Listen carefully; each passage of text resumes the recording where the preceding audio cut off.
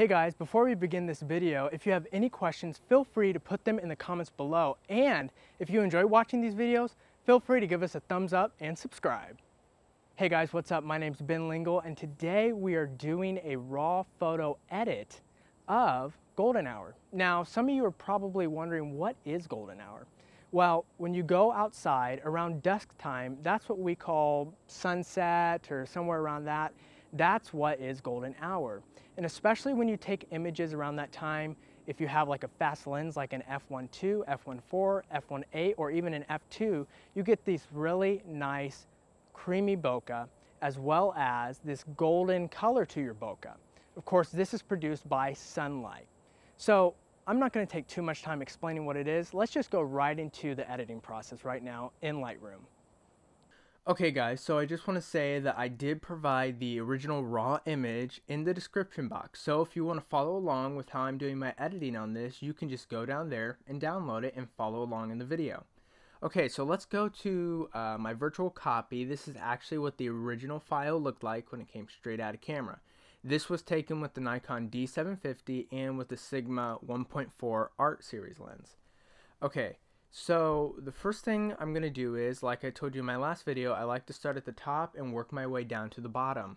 So I'm going to start with my exposure. So let's start with 30. And then I'm going to do my contrast, which is, we'll start with 15. You know, I like contrasty images, but sometimes you can do too much and it just doesn't look good in my opinion.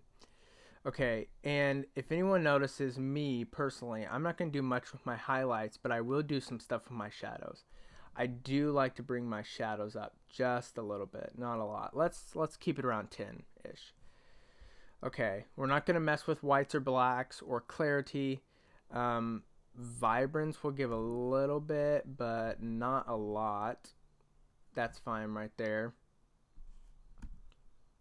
And you know, you can see we've already done quite a lot with the image, but it's still not completely where this is. So we're gonna keep moving forward. Okay, I am actually gonna go back up here and I'm gonna adjust my temperature because I'm more, especially at golden hour, I like more of a warm color to my images. So I'm gonna really bump this up to about 12,000-ish, 11,000. Let's just do a good in between 12,000 like that.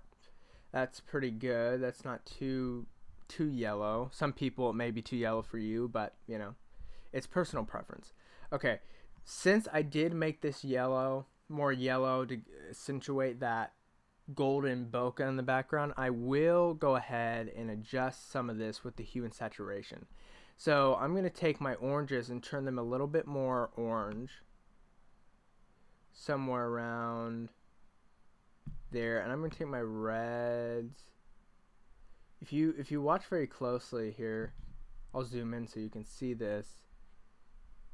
If I bring the slider over, you can see how the reds on my face, where my lips are, around my nose, are changing.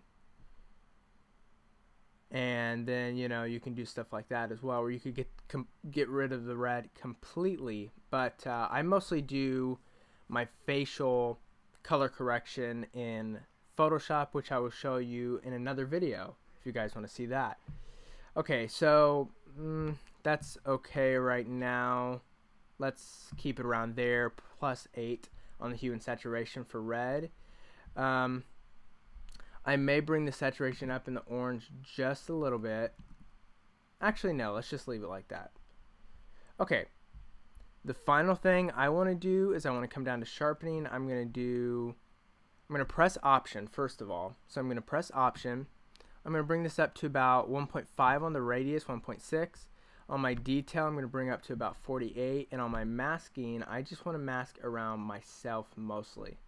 We don't really want to sharpen the background because we want that to be nice and out of focus. We want the subject to be in focus and sharp, but the background to be nice and out of focus. So keep that aware. That's what masking does. It takes how much is actually being sharpened and it makes it smaller or bigger depending on how big your number is. No luminance. It's not a grainy image. There is a little outline of chromatic aberration here. As you can see, it's a little green hue around my shoulders. So I'm going to click remove chromatic aberration to see if it gets rid of it. And it did not, really. So we're going to go into manual, and we can tell it's green. So let's see if we can get rid of it from the green slider. Doesn't look like it's wanting to do, well, wait a minute. It was doing something there. Yeah, that's not bad. And of course we can come down here and mess with these. There we go. It's completely gone now. Be aware though that when you do this, as you can see now, I have this brownish maroon outline around myself. We don't want that. So let's see if we can get rid of that. Okay, that's gone. You just got to be really careful with how far you go with these things, because they can get a little crazy. So about there, I don't have my brown outline, and that looks pretty good.